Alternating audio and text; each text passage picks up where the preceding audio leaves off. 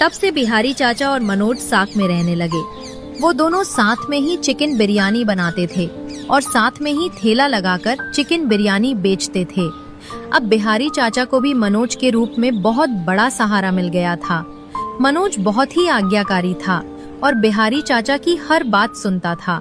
एक दिन मनोज बिहारी चाचा से पूछता है, चाचा, आप ये इतनी स्वादिष्ट चिकन बिरयानी कैसे बना लेते हो? कभी कभी तो मानो ऐसा लगता है कि आप कुछ जादू ही कर देते हो, जिससे ये इतनी स्वादिष्ट बन जाती है। बेटा, ये जादू नहीं बल्कि सालों का अनुभव और सब्र का फल है। इतनी बात कहते ही मनोज हंसी मजाक में बोल देता है, मैं नहीं मान सकता चाचा, आपके पास जरूर जादुई मसाले होंगे जिनसे आप इतनी अच्छी स्वादिष्ट चिकन बिरयानी बनाते हो। बेटा, जादू तो इंसान की सोच में होता है। मसाले तो जरूरी हैं ही, पर उससे भी ज्यादा मसालों की मात्रा भी उतनी ही जरूरी है। चलो, अब बातें बहुत हो गई, जल्दी से ये बिरयानी बनाकर गांव में ले चलते हैं। लोग हमारा इंतजार कर रहे होंगे। दोनों जल्दी से बिरयानी बनाकर बेचने जाते हैं। उस दिन भी कई सारे लोग आकर बिहारी चाचा की बिरयानी की तारीफ करते और अपने अपने काम पर चले जाते। तभी बिहारी चाचा मनोज से बोलते हैं, मनोज बेटा, मेरी तबीयत जरा ठीक नहीं लग रही, थकान हो रही है। चाचा, आप नीचे बैठकर थोड़ा आराम कीजिए और थोड़ा पानी पी लीजिए। लगता है सुबह से खड़े रहकर आपको कमजोरी हो गई है। नहीं बेटा, यहाँ नहीं, अब मैं सीधा घर जाकर ही आराम करता हूँ। तुम ठेले पर रुको। पर चाचा, आप अकेले घर जा सकते हैं ना, या मैं आपको छोड़ाऊं? नहीं नहीं, कोई बात नहीं, तुम ठेले पर रुको, मैं चला जाऊंगा अकेला। ठीक है, पर संभल कर जाना चाचा। बिहारी चाचा वहाँ से अकेले घर चले जाते हैं। मनोज अब अकेला ही ठेला संभालने लगा। थोड़ी देर बाद वहाँ पर एक आदमी आता है जो लोगों में झगड़े लगाने में जाना जाता था। उसे लोगों को लड़ते झगड़ते देख बड़ा आनंद मिलता था। क्या मनोज भाई, कैसा चल रहा है तुम्हारा काम? सब ठीक है ना? बिहारी लाल चाचा की कृपा से सब ठीक है।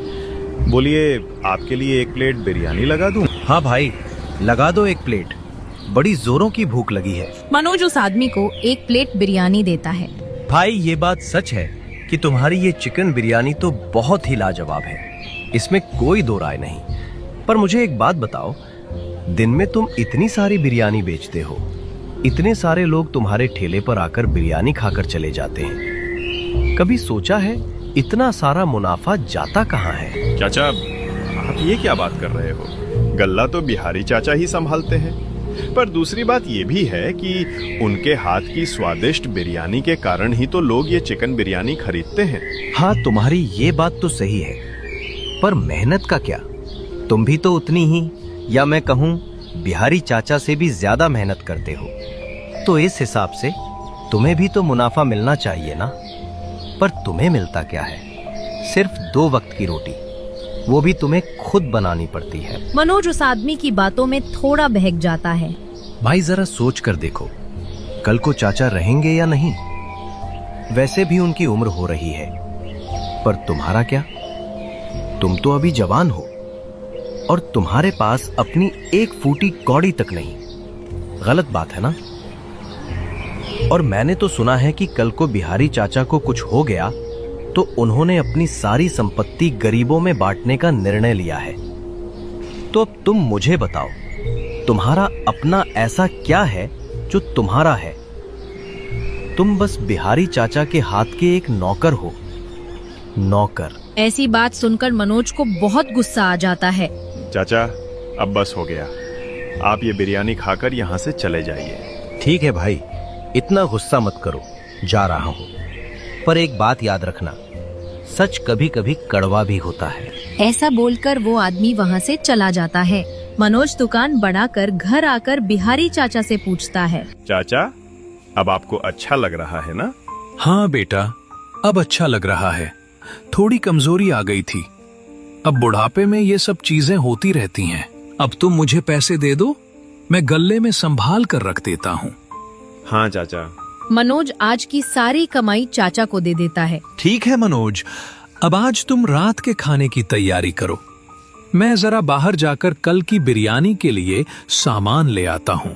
ठीक है चाचा जी। बिहारी चाचा वहाँ से चले जाते हैं और मनोज खाना बनाने की तैयारी करने लगता है।